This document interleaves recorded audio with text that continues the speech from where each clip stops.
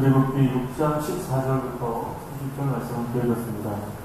오늘 본문에는 모세와 아론의 조상들, 족보에 대해서 말씀하고 있습니다. 출애굽기를 당해로 준비해오면서 본격적인 하나님의 10가지 제안을 하나님의 기적의 역사가 일어나기 전에 족보가 갑자기 등장해요.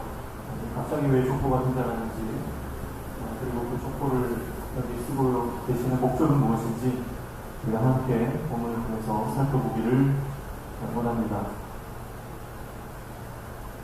먼저 이 족보를 가만히 보면요, 한 지파가 강조되고 있는 것을 볼 수가 있습니다. 당연히 그 지파는 레위 지파이겠죠. 왜냐하면 모세와 아론이 레위 지파이기 때문에 그렇습니다. 그래서 레위 지파가 강조가 되고 있고요. 장자인 르우벤이나 아니면 둘째 시므온에 관해서는 한 절씩 간략하게 설명을 하고 있는 반면에 레위 지파에 대해서는 굉장히 자세하게 기록을 하고 있고, 그 레위 지파로부터 모세와 아론이 태어나는 것을 볼 수가 있습니다. 그런데 이 레위 지파의 마지막, 그러니까 오늘 이 족보에 나오는 마지막은 아론의 손자로 끝이 나거든요. 그래서 이 비누아스는 아론의 손자입니다. 그러니까 레위 지파를 강조하고 있는 이 족보에서 특별히 모세보다 아론을 더 부각시키고 있는 것을 볼 수가 있습니다.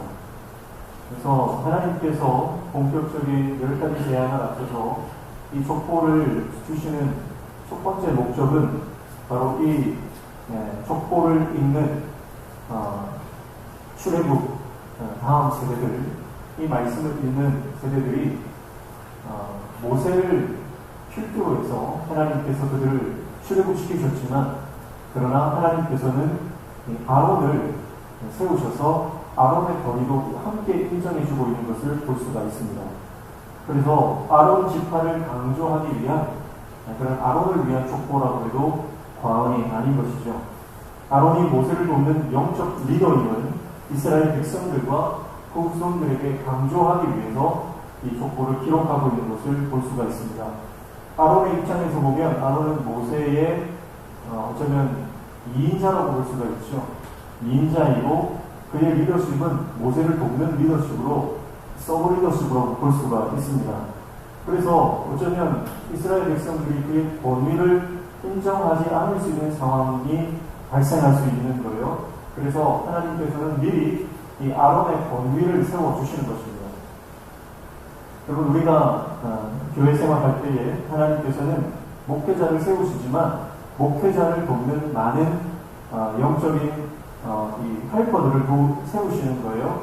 그리고 이 헬퍼들을 세우실 때에 사명을 주시면서 그냥 일만 맡기시는 것이 아닙니다. 바로 권위를 함께 주시는 줄로 믿습니다.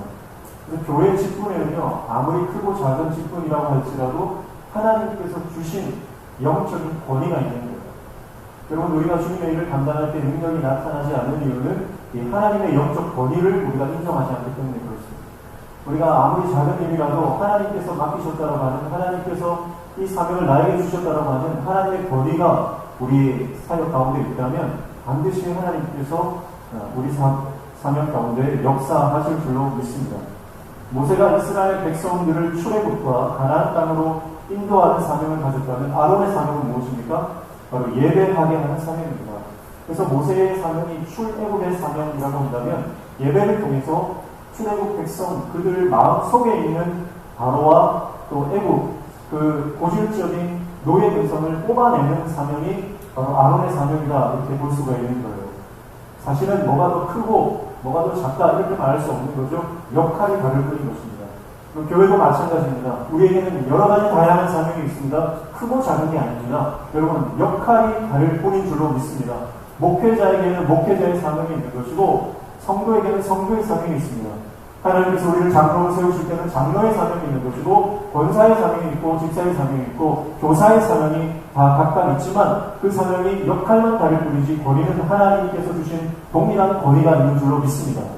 그래서 교회에는요, 누가 높고 나심이 있어서는 안 되는 거예요. 하나님께서 주신 권위는 좋은 것입니다. 하나님께서 주신 권위는 옳은 것입니다. 그러나 그 권위가 내 권위인 것처럼 착각하는 권위주의가 들어오면 그것은 악한 것이 되는 것입니다. 목회자를 하나님께서 세우셨지만 목회자가 내가 목회자 된 것처럼 내가 목사 된 것처럼 그렇게 내 권위를 내세우면 그것은 권위주의가 되고 그것은 교회를 힘들게 하는 것입니다. 장로든 권사든 마찬가지예요. 우리가 어떤 직분을 맡았든지 그것을 하나님 주신 직분이지 내가 잘나서 하는 직분이 아니라 그리고 역할이 다를 뿐이다. 그렇게 생각하며 주님의 사명을 감당할 때에 교회는 온전히 하나 되는 역사가 있을 줄로 믿습니다. 오늘 우리에게 주신 역할이 다를지라도 부르심의 무게는 같은 줄로 믿습니다. 부르심의 무게가 같은 거예요. 한국교회의 약점이 뭡니까? 한국교회의 약점은 담임 목사에게 모든 권위가 집중된다라고 하는 겁니다. 그런 경향이 너무나 강하기 때문에 한국교회가 부패하기가 쉽습니다. 절대 권력을 가지고 있으면 반드시 그런 단체나 그런 공동체는 그런 민족은 반드시 부패하게 되고 옳지 않은 길로 갈 경향이 큰 겁니다. 러시아를 보십시오. 푸틴이라고 하는 독재자가 모든 권력을 절대 권력을 가지고 있으니까 끔찍한 전쟁을 일으키는데도 그것을 막을 길이 없는 것입니다. 북한 땅을 보십시오. 북한의 독재 정권이 3대째 모든 권력을 틀어지고 있으니까 여러분 그 땅이 회복되지 않는 것입니다. 여러분 우리 안에 하나님께서 주신 권위는 남을 군림하고 남 위에 올라서도 남을 짓밟으라고 주신 권위가 아니라 섬기라고 주신 권위인 줄 믿습니다. 예수님의 리더십은 발 밑으로 내려가서 제자들의 발을 닦아주는 리더십입니다. 그게 성경의 리더십입니다. 하나님께서 우리에게 어떤 사명을 맡겨주셨든 그 사명을 가지고 교회를 섬기고 성도를 섬기고 약한 자, 어려움 당한 자, 눈물 흘리는 자의 눈물을 닦아줄 수 있는 저와 여러분 되시기를 축복합니다. 모세가 혼자서 사역할 수 없기 때문에 하나님은 아론을 비롯한 많은 동역자들을 붙여주시는 것입니다. 아론을 붙여주셔서 그의 말하지 못하는 그의 거듭는 것을 보완시켜 주시는 것입니다. 그리고 나중에는 천부장, 백부장, 십부장 세워주셔서 그들과 함께 그 백성들을 다스리는 역할들을 분배하심으로 모세의 그 피곤을 덜어주시는 것이죠. 여러분, 우리는 서로에게 동역자입니다. 우리는 누가 누구를 더 높이 받들어야 되고 내가 누구 밑에 기어 들어가야 되는 그런 상황이 아니에요. 그런 관계가 아니라 우리는 서로를 섬기고 서로를 높이고 서로를 존중하는 그런 리더십을 우리는 다 하나님으로부터 부여받게 된 줄로 믿습니다. 그러므로 우리에게 필요한 것이 바로 이 동역자 정신입니다. 목회자와 성도가 함께 동역자라는 인식이 필요합니다. 구역장과 구역원들이 동역자라는 인식이 필요합니다. 선교회 회장 임원들과 선교회 회원들이 동역자가 될 때에 여러분 그런 모든 그룹들이 소그룹들이 활발하게 주님의 일을 능력 있게 감당하게 될 줄로 믿습니다. 저 여러분이 이 아름다운 동역자의 관계가 되시길 축복합니다. 그래서 우리 명칭교회 성도님께 제가 정말 감사한 것은 부족한 목회자이지만 저를 도우시고 기도로 도우시고 여러 가지로 도우시는 성도님들 때문에 제가 목회하는 것입니다. 우리 성도님들 도움이 없다면 제가 어떻게 혼자 목회하겠습니다. 이 하나님의 교회는 함께 이 사명을 붙들고 나아가는 거룩한 하나님의 교회 공동체인 줄 믿습니다. 그리고 하나님께서 또 우리 공동체에 여러 가지 많은 빈자리가 있죠. 이곳에 하나님께서 또 가장 신실하고 적절한 주님의 종들을 보내주실 줄로 믿습니다. 교회 안에 직분을 맡은 모든 이들이 중요하다는 의식을 가지고 우리가 어떤 사명을 감당하는 분이라 할지라도 그분을 존중할 줄 아는 저와 여러분 되시기를 축복합니다. 그래서 사실은 제가 여러 번 말씀드렸지만 부교육자님들 잘 아시는 담임 목사는 집중받는 그런 자리에 있습니다. 그러나 저는 사각지 지대에 있는 분들이 부교육자들이고 또 찬양대로 치면은 반주자는 늘 가려져 있죠. 그래서 우리는 사각지대에 있는 분들을 잘 봐야 돼요. 교회가 아름답게 성장하려면요 그렇게 소외당하는 자가 없는지 사각지대에 있는 분이 없는지 그것을 잘 살피고 그들을 잘 섬기고 함께 동역할 때에 교회는 아름답게 성장하게 되는 줄로 믿습니다. 그래서 하나님께서는 이 아론이라고 하는 이스라엘 민족의 2인자라고 볼 수 있는 아론의 권위를 미리 세워주심으로 이스라엘 백성들이 아론의 그 예배를 잘 따라갈 수 있도록 하나님께서는 권위를 주셨다고 하는 거예요. 하나님께서 일만 맡기실 때 일만 맡기신 건 아닙니다. 함께 권위를 주시고 함께 능력을 주시고 감당할 지혜를 허락하시는 줄로 믿고 주님께서 우리에게 사명 주실 때 암행하여 그 부르심에 합당하게 순종하는 저와 여러분 다 되시기를 주님의 이름으로 축복합니다. 두 번째, 하나님께서 이 족보를 쓰고 계신 이유는 이 족보를 통해서 출애굽의 역사가 허구가 아니다라는 것을 말씀하기 위함입니다. 출애굽의 이 역사가 실제 일어난 역사적 사건이라고 하는 것을 하나님 말씀하시는 거예요. 여러분, 족보는 이것이 그냥 역사적인 어떤 기록물로 남기심으로 이것이 정말 역사에 발생했던 일어났던 일이라고 하는 것을 강조하는 것입니다. 그래서 애국에서 400년 노예 생활을 한 것이 이 족보를 통해서 증명되는 것입니다. 이스라엘 백성들이 살았던 모든 시간들이 정확하게 역사에 기록되어 새겨져 있다라고 하는 것은 이들의 노예 생활이나 이들의 출애굽과 광야 생활 그리고 가나안 땅에 들어가는 모든 여정이 신화도 아니고 전설도 아니라고 하는 것. 이것은 하나님의 역사적 사건임을 분명히 드러내기 위한 것임을 우리는 알아야 하는 것입니다. 그래서 그들이 애굽에서 종살이를 하고 출애굽 사건을 통해서 홍해를 건너며 광야를 통과할 때에 하나님께서 만나와 메추라기를 보내시고 광야에서 반석에서 물이 나게 하시는 모든 사건들이 그냥 전설 속에 등장하는 이야기가 아니라 하나님의 역사와 하나님의 인간에 개입하시는 놀라운 사건이라고 하는 것임을 우리가 믿어야 할 줄로 믿습니다. 그래서 하나님은 지금도 살아계신 분이에요. 하나님은 지금도 살아서 역사하시며 우리의 모든 삶에 개입하셔서 우리의 삶을 도우시고 구원하시고 우리의 삶을 회복시켜 주시는 분인 줄로 믿습니다. 출애굽의 역사가 전설이 아니라 사실이었던 것처럼 오늘 우리의 삶에도 동일한 구원의 역사, 출애굽의 역사가 주님을 믿는 자에게는 반드시 일어나게 되는 줄로 믿습니다. 상황을 반전시키시고 우리 삶에 있는 모든 어려움을 극복하게 하시며 우리 삶의 사단의 견고한 진들을 무너뜨리시고 역전의 은혜를 허락하시는 분이 우리 하나님이신 줄로 믿습니다. 그래서 성경을 보면서 우리가 교회를 다니면서 신앙생활하면서요, 우리가 하나님을 지식으로만 머물러 있어서는 안 돼요. 우리의 신앙이 지식으로만 머물러 있어서는 안 되는 거예요. 이 살아계신 하나님, 역사하시는 하나님을 경험하는 신앙 되시기를 축복합니다. 살아계신 하나님을 경험하고 살아계신 하나님을 날마다 만나는 인생이 되어야 되는 거예요. 그래서 그 하나님 체험의 신앙이 있을 때에 우리는 어떠한 역경이 와도 흔들리지 않는 견고한 신앙으로 자리매김하게 될 줄로 믿습니다. 신앙생활 오해하는 것이 중요한 것이 아니고요. 내가 살아계신 하나님을 만났느냐 하는 것이 중요한 거예요. 역사하시는 하나님의 그 도우심을 내가 경험했느냐 하는 것이 중요한 거예요. 우리가 신앙생활 아무리 오래 10년, 20년 아니 평생을 신앙생활해도 하나님이 살아계신지 하나님의 내 삶에 역사하시는지 그것을 경험하지를 못했다면 그것은 죽은 신앙, 지식 속에만 머무르는 신앙이 되는 것입니다. 오늘 저와 여러분이 살아계신 하나님을 날마다 경험하는, 그래서 경험되어진 신앙으로 흔들리지 않는 저와 여러분의 신앙 되시기를 축복합니다. 저희 가정은 불신 가정이었지만 제가 10살 되던 초등학교 4학년 때 우리 가정이 예수님을 믿고 완전히 변화되는 경험을 하게 되었습니다. 초등학교 3학년 10살짜리 아이의 눈에도 하나님이 살아계시구나, 어머니가 변하고 아버지가 변하고 우리 가정이 변하는 것을 보면서 하나님이 살아계시구나, 하나님 정말 실존하시는 분이구나, 10살짜리 아이가 뭘 알겠습니까?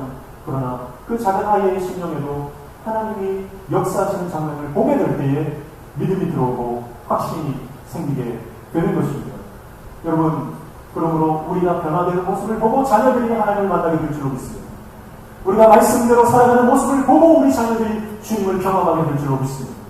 내가 경험하지 못했는데 우리 자녀들이 어떻게 주님을 경험합니까? 목사가 하나님을 경험하지 못하고 어떻게 살아계신 하나님을 성도들에게 강력하게 선포할 수 있습니다. 교회의 중직자들이 하나님을 경험하지 못하면 믿음의 고백들도 하나님을 경험하지 못할 확률이 높습니다. 그러나 여러분, 우리가 한 사람이라도 하나님, 우리 공동체 안에 하나님을 확실하게 만난 사람이 있다면 그 사람을 통해서 살아계신 하나님의 그 증거가 강력하게 일어나게 될 줄로 믿습니다. 그래서 오늘 저와 여러분이 하나님을 만나고 체험하고 날마다 역사하시는 그 하나님과 동행하는 인생을 살아가면서 우리가 하나님과 동행하는 그 모습을 통해서 내 주위의 사람들이, 믿지 않는 영혼들이 주님 앞에 돌아오는 놀라운 역사가 일어나기를 축복합니다. 예전에 저희 어머니가 김해 시장통에서 늘 노방전도를 하셨는데, 노방전도 할 때마다 핍박하는 사람들이 얼마나 많았는지 몰라요. 하루는 어떤 청년이, 젊은 청년이 어머니 뒤를 졸졸 따라다니면서 주 예수를 믿으라, 그리하면 너와 네 집이 구원을 얻는다, 그 선포하는 그 말을 듣고, 야, 신은 없어. 하나님이 어디 있어? 신은 없어. 그러면서 전도하는 내내 쫓아다니면서 어머니를 핍박하고 조롱합니다. 그러나 하나님께서 살아계셔서 역사하심으로 그 젊은이의 마음을 만져주시고 그 젊은이가 예수를 믿게 된 거예요. 그리고 나서 예수를 믿은 그 청년이 어머니가 전도하실 때마다 뒤를 졸졸 쫓아다니면서 어떻게 했는지 아세요? 어머니를 핍박하는 자에게 너 예수 믿어야 돼. 그러면서 어머니를 지키는 교모원이 됐다고 합니다. 그리고 하나님 살아계셔서 반드시 역사하시는 줄로 믿습니다. 우리가 주님을 위해서 살아가면 하나님께서는 그 믿음을 보시고 우리 삶 가운데 반드시 역사하시고 변화와 회복과 역전의 드라마를 써내려 가시는 줄로 믿습니다. 우리 삶이 무너져도 주님을 붙들면 다시 역전되는 줄로 믿습니다. 우리의 삶의 모든 것을 잃어버렸다 할지라도 우리가 주님을 붙잡고 하나님의 역사를 기대하며 그분의 손에 붙들리는 인생이 될 때 하나님은 개입하시고 구원의 놀라운 이야기를 써내려 가시는 줄로 믿습니다. 출애굽의 역사는 신화가 아니고 출애굽의 역사는 전설이 아닙니다. 이것은 역사 속에 일어났던 하나님의 사건이고, 이 사건은 오늘 믿는 저와 여러분에게도 동일하게 일어나는 하나님의 역사인 줄로 믿습니다. 하나님의 그 살아계심을 믿고 나아가는 저와 여러분 되시기를 주님의 이름으로 축복합니다. 세 번째, 이 족보를 쓰신 이유는 족보를 통해서 족보에 등장하는 각 인물들이 어떠한 삶을 살았는지를 평가하는 의미가 있습니다. 그래서 하나님 앞에 충성되게 산 자인지 아니면 하나님 앞에 불순종하는 삶을 살았는지 족보를 통해서 드러나게 된다는 거예요. 여러분, 우리가 살아가는 인생도요, 그냥 왔다가 사라지는 인생이 아니라 하나님의 책에 다 기록되는 인생인 줄로 믿습니다. 우리가 살아가는 모든 삶의 태도와 우리가 살아가는 모든 삶의 흔적들은 하나님의 책에 다 기록되는 거예요. 요즘에는 자동차를 타고 가도요, 사고가 나면 블랙박스를 열어보면 사고의 정황이 다 담겨 있어서 누가 잘못했는지 누가 잘했는지 거기에서 다 드러나는 겁니다. 그런데 블랙박스에 다 담겨 있는데도 거짓말하고 속이는 자들이 있어요. 그러나 아무리 사람들을 속이고 사람들 앞에 거짓말을 한다 할지라도 나중에 그 CCTV나 그 블랙박스를 열어보면 그의 전말이 드러나게 되는 것이죠. 오늘 우리가 이 땅의 생을 마감하고 하나님 앞에 갔을 때 우리의 모든 삶은 하나님 앞에서 온전히 드러나게 되는 줄로 믿습니다. 지금은 그럴듯하게 숨기고 그럴듯하게 감추고 살아간다고 할지라도요, 여러분, 우리가 주님 앞에 서면 드러납니다. 제가 금요일날 말씀드렸죠. 우리는 하나님 앞에서 우리 자신을 직면해야 한다고 말씀드렸어요.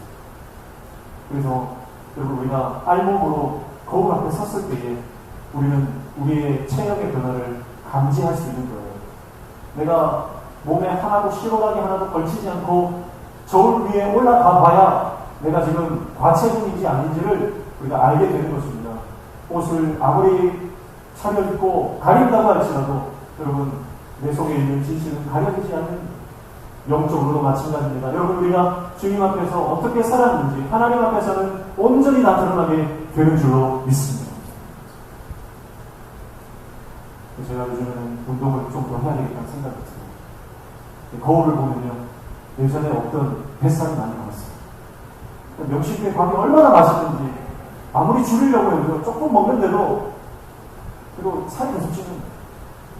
그래서 1년 만에 5kg 맞췄어요. 더 찔 것 같아서 너무 좋아요. 그래서 예전에는 부임하기 전에는요, 거울 앞에 서면 그래도 배에 약간 시스템이라고 하죠. 조금 있었거든요. 6개는 없는데 4개 정도 있었어요. 지금 하나 더 남았어요. 그래가지고 다시 살리려고 노력을 하고 있는데, 우리가 하나님 앞에서 막 해가 벗겨져야만, 영적인 진단을 정확하게 말씀 앞에서 해야만 우리가 하나님 앞에서 회복될 희망이 있는 것입니다. 직면하지 않고 끊임없이 가리고 감추면 회복이 없는 것입니다. 또 오늘 본문에 나오는 이 족보의 몇 가지 인물들만 살펴본다면, 먼저 게르손의 자손들이 나옵니다. 16절 보십시오. 레위의 아들들의 이름은 그들의 족보대로 이라니 게르손과 보앗과 머라리오 레위의 나이는 137세였습니다. 여기에서 게르손이 나오는데, 이 게르손의 자손들은 민수기 3장 25절 이하에 등장하는데, 이들은 성막 덮개와 출입구 휘장과 성막의 재단을 두른 도장과 또 뜰 출입구 막과 밧줄을 맡아 관리하고 또 이와 관련된 제반 업무를 돕는 것이 그들의 책임이었습니다. 하나님께서 이들에게 사명을 주셨는데, 이 성막을 관리하는 사명을 주셨는데, 이 사람들은 그렇게 겉으로 볼 때는 많이 중요하지 않을 것 같은 그런 직분을 맡았습니다.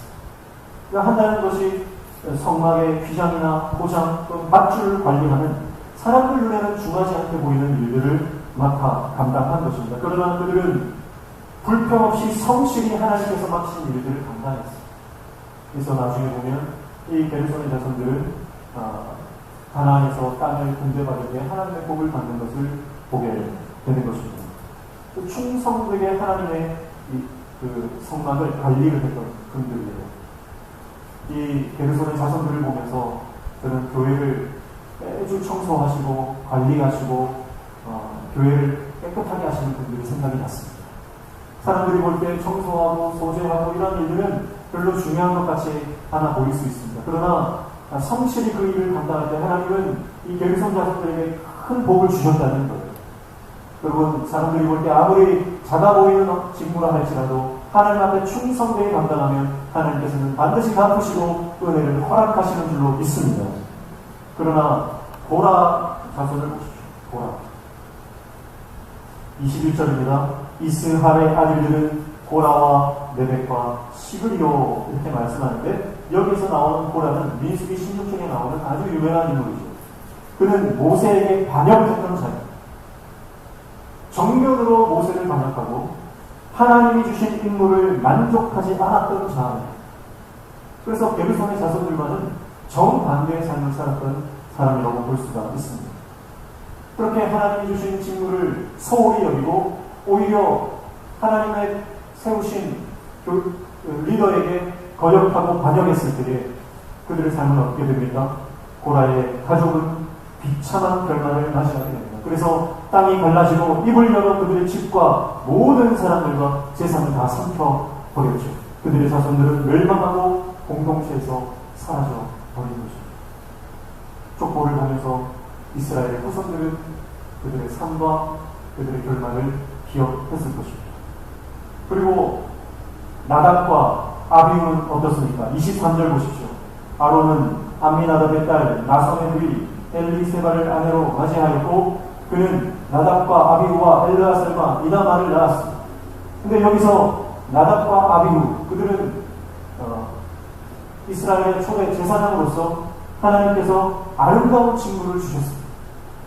그럼에도 불구하고 그들은 하나님께서 말씀하신 방법대로 향로에 불을 붙이지 않았죠. 그들은 자기들의 방식대로, 자기들이 원하는 대로 불을 피우다가 하나님의 불이 나와 그들을 살라버리고 죽음을 맞이했던 비참한 삶의 결말을 맞았던 인물들입니다.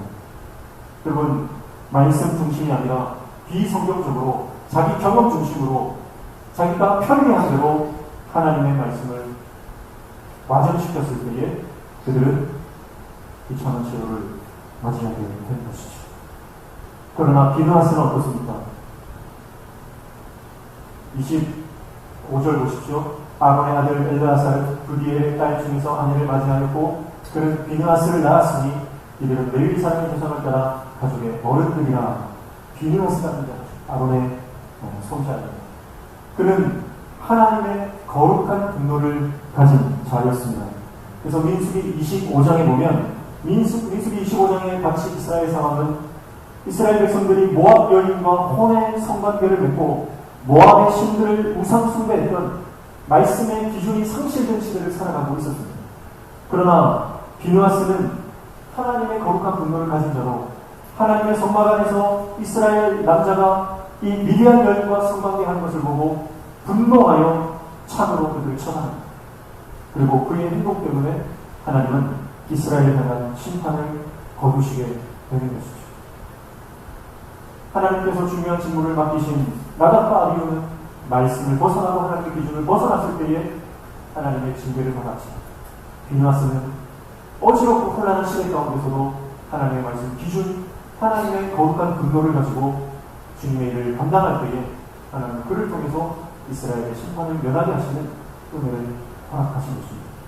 이렇듯 여러분, 족보를 통해서 우리는 족보에 기록된 인물들의 삶과 그들의 삶의 흔적들, 그들의 살아왔던 정신을 기억하게 되는 것입니다. 호랑이는 죽어서 가죽을 남기고 사람은 죽어서 이름을 남긴다 했습니다. 여러분, 우리가 이 땅에서 떠날 때에 우리의 후손들이 우리를 어떻게 기억할지는 우리가 지금 살아있는 지금 결정되어지는 것입니다. 오늘 우리가 하나님의 말씀대로 믿음으로 말씀의 기준을 가지고 살아가는 하나님의 종이 되어서 우리가 땅을 떠났을 때에 믿음의 후진들에게, 우리 영적인 후배들에게 존경받고 또 따르는 본이 되어지는, 모델이 되어지는 삶을 살아가는 저와 여러분 다 되시기를 주님의 이름으로 축복합니다. 그래서 백두산 정계비라고 하는 게 있죠. 백두산 동남쪽 기슭에 있었던 이 정계비는 1712년 숙종 32년대에 조선과 청의 관리들이 백두산 지역을 공동조사해서 국경을 확장하고 내용을 기록한 귀중한 유적 중에 하나입니다. 그런데 1931년경에 이 백두산 정계비가 사라졌다고 해서 지금은 탁본으로만 확인을 할 수가 있습니다. 어쨌든 이 백두산 정계비는요,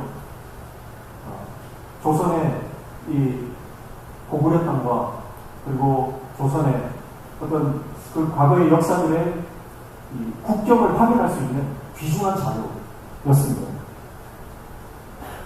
하지만 만약에 이 백두산 정계비를 지고 오르는 이 인부가, 이 백두산 정계비는요, 높이가 한 67cm 정도 되고요, 두께가 45cm 정도 되는 비석이에요. 볼로 된 비석이에요. 이것을 지고 올라가야 되는데, 만약에 이것을 지고 올라가는 인부가 이것이 아무리 무거워도 내가 지고 올라가는 이 돌이, 이 비석이 우리 조국의 국경을 결정짓는 중요한 도구가 된다고 생각하고 지고 올라간다면 그 돌이, 그 비석이 무거웠겠습니까? 아무리 그 돌이 무거울지라도 아마 감격 가운데 그 돌을 지고 올라갔을 것입니다. 그러나 자신의 일에 대한 역사적 인식과 사명감이 없다면 그것은 그저 무거운 바위, 돌장에 지나지 않는 것입니다. 여러분, 오늘 우리에게 하나님께서 중요한 사명을 주셨습니다.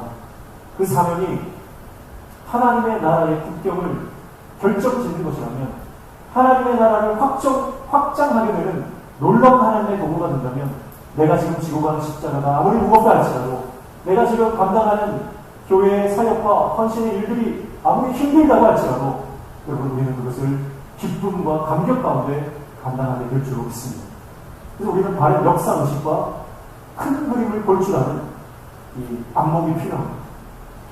단지 내가 살아가는 이 땅에서 내가 잘 먹고 잘 사는 것으로 생각하고 살아간다면 우리 영적 고역을 이룰 수 없을 것입니다.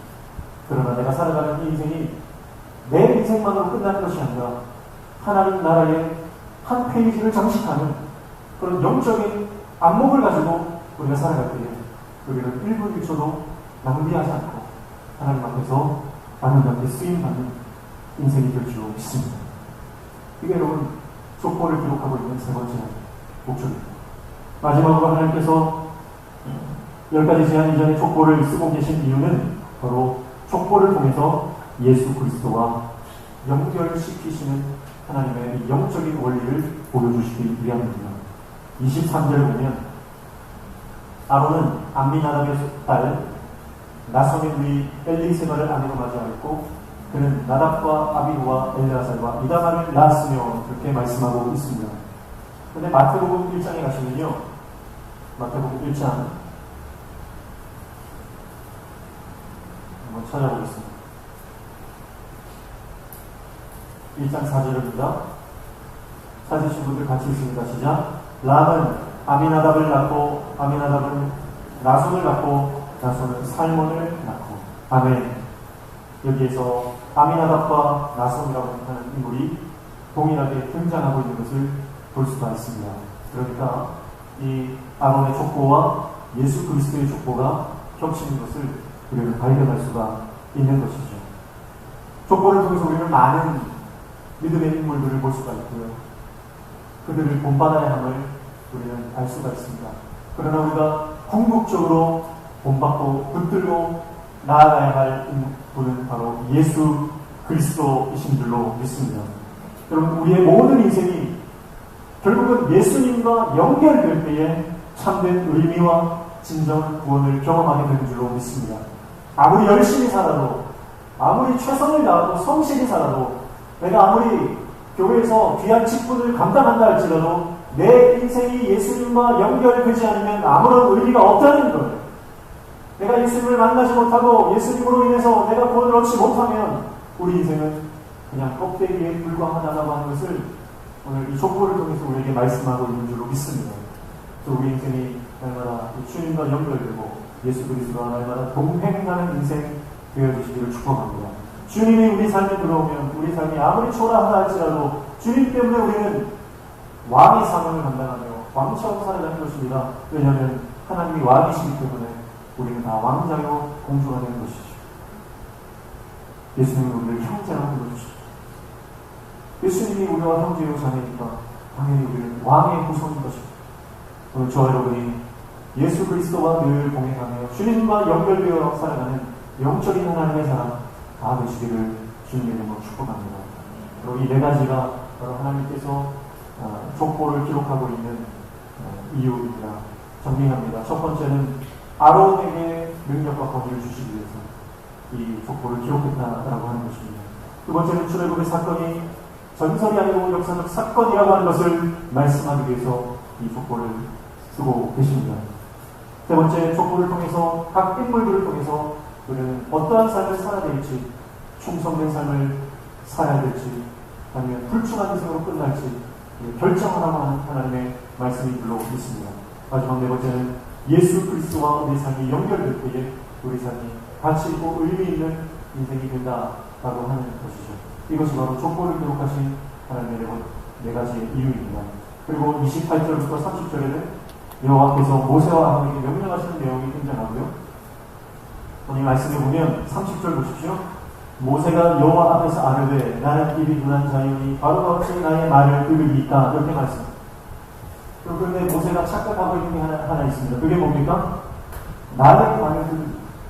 그러나 모세가 말하는 것은 자기 말이 아닙니다. 누구의 말입니까? 하나님의 말입니다. 29절 보십시오.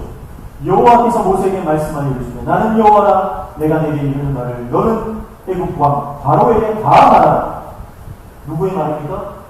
하나님이 이르신 말, 하나님의 말입니다. 그런데 모세가 착각한 것, 두려운 나머지 하나님 내 말을 어떻게 바로가 믿겠습니까? 여러분, 하나님께서 모세에게 말씀하신 것은요, 바로를 설득하라는 게 아닙니다. 그냥 전하라는 거예요. 하나님의 말씀을 전하는 것입니다. 모세가 바로와 설득하거나 타협하거나 논쟁하라는 게 아니에요. 설득하기가 힘듭니다. 하나님께서 명령하신 것을 그냥 선포하는 거죠. 오늘 우리에게도 동일한 사명이 있는 줄로 믿습니다. 그럼 우리는 세상을 설득하는 문제는 아닙니다. 하나님의 말씀을 전하기만 하는 겁니다. 여러분, 하나님의 말씀이 우리에게 임할 때에 우리는 그것을 전해야 될 사명이 있는 것이지, 사람을 설득하고 구슬리고 얼루가 달래는 그런 사명이 있는 것이 아닙니다. 그러므로 당당하게 세상에서 하나님의 말씀을 선포하고 복음을 증거할 수 있는 저와 여러분 되시기를 축복합니다. 오늘 우리 인생 가운데 바로와 같은 견고한 책이 있습니다.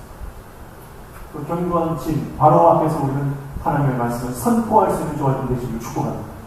그러니까 하나님의 말씀의 능력이 있어서 그 견고한 진은 깨어지고 돌파할 수 있는 놀라운 능력이 우리 가운데 일어나는 될 줄 믿습니다. 함께 기도하겠습니다. 하나님 아버지, 족보를 통해서 새로운 깨달은 우리 가운데 다시 허락하여 주시니 감사합니다. 우리 인생이 짧은 인생이지만 영원히 기록될 인생임을 깨닫고 우리 인생 가운데 하나님 말씀 붙들고 하나님께 온전히 쓰임받다가 하나님께 돌아가는 귀한 인생 되게 도와 주시옵소서. 예수님의 이름으로 간절히 기도하옵나이다. 아멘.